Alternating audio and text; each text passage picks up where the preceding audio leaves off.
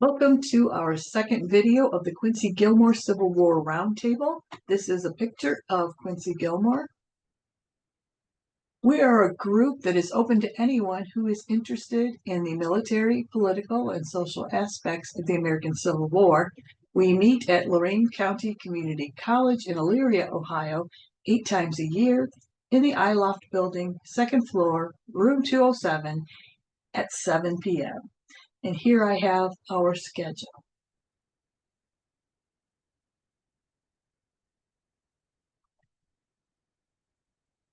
Today I'd like to share a 10-slide story about a Civil War preacher that I would suggest helped to start the Civil War. At least he was one key trigger.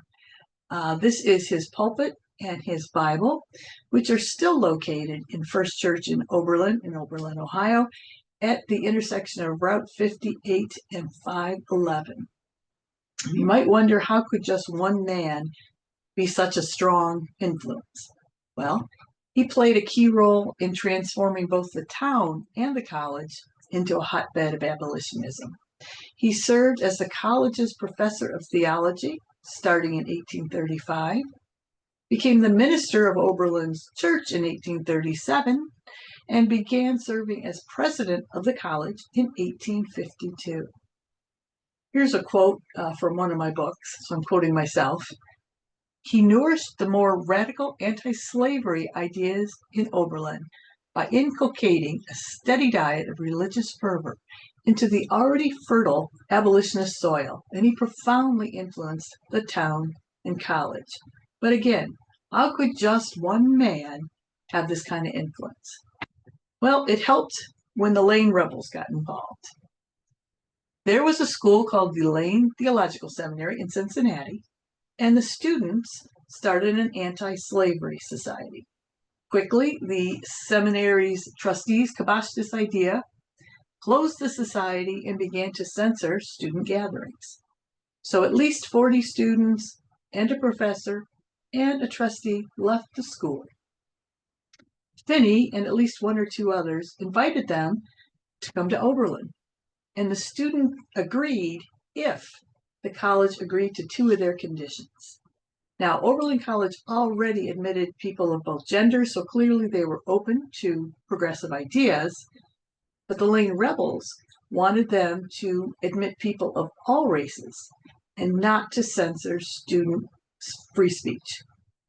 It was a controversial issue, but in 1835, the trustees, by a narrow margin, voted to allow people of all races to come to Oberlin. And so here we have it, the fierce Finney and the radical Lane rebels. Now it's almost like he's got his own little army. Add to the picture, students at Oberlin were required to attend church, and there was only one. They typically sat in this balcony, the image I have here, and from there they heard some pretty intense messaging from Finney. He believed faith went beyond just believing. He believed it took social action, which in his view included abolitionism. Besides the Lane rebels and the greater student body, people flocked from the area to hear him preach, and he became so prominent in the town that one couple even named their baby Finney Reform. This is an image of First Church, which was built in 1842 and still stands and still is open to people. So, with this background, it's not surprising that Oberlin became the site of the nationally controversial Oberlin-Wellington slave rescue.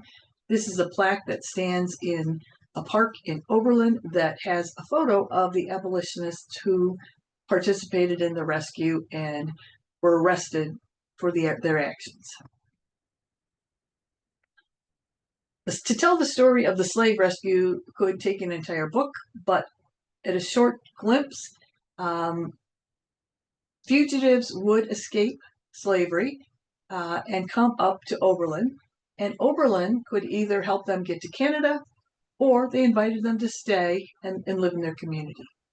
John Price, in about March 1858, escaped and chose to stay in Oberlin. Town records show how they gave him a little bit of money to settle in. They listed him as something like, they didn't say fugitive, they said destitute or something like that. And he worked at various places on farms. At some point, men from Kentucky realized where he had gone and came up to retrieve him and collect a reward for that. They did capture him. They offered him a job picking potatoes. Seemed normal to John Price, so he got in their carriage. Instead, they took him to a hotel in the nearby town of Wellington by a train station. And this is where that site was. Today, it's the site of the Wellington Library. The hotel did burn down at a later date, so now there's a library on the site. When he was being transported to Wellington, however, a couple abolitionists thought, this seems kind of weird. Something seemed a little off about this scenario, so they began to follow him, encouraged others to follow them, and hundreds of people ultimately surrounded the hotel. They tried to peacefully get these two men from Kentucky to give John Price back. Didn't work, so they stormed the hotel and they took him back. Then they took him to the home of a professor who later became the president of the college after Finney, and they hid him there for about 3 days before they got him to Canada. It was clear he was no longer safe in Oberlin. Now, it might sound like a local hullabaloo, except the president, James Buchanan, was pro-slavery and had run on a platform that he would enforce the Fugitive Slave Law of 1850, which dictated that even if in a free state, people were mandated to help return the enslaved to their owners. So he decided to make an example of Oberlin and Wellington. 37 rescuers were indicted then for violating the Fugitive Slave Law. They could have bonded out of jail, but they chose to stay there to keep it in the news. And it was pretty successful. Ultimately, 2 of them were convicted of violating the law and served 60 days and 20 days, respectively, for their actions. It's also not surprising in this environment that Charles Finney and the Lane rebels and others nurtured.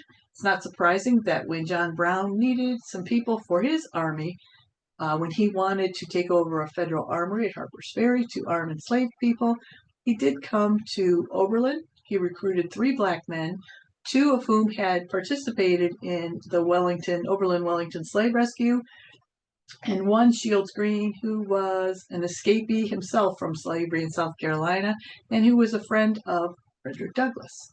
We know it didn't work well, but it shows that they knew they could come to Oberlin for help in abolitionist activities. Finney remained Oberlin College's president throughout the entire Civil War, stepping down in 1866. He continued to serve as pastor until 1872 and kept guest lecturing until he died in 1875. He's buried in Oberlin's Westwood Cemetery, which is just south of the downtown area at 455 Morgan Street.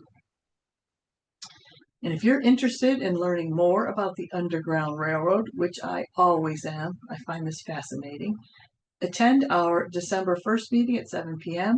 Author John Myers will share his 3 perspectives on Ohio's Underground Railroad. If you have any questions, email me at kellyboyersagert@gmail.com or call me at 440-670-6624. Thank you.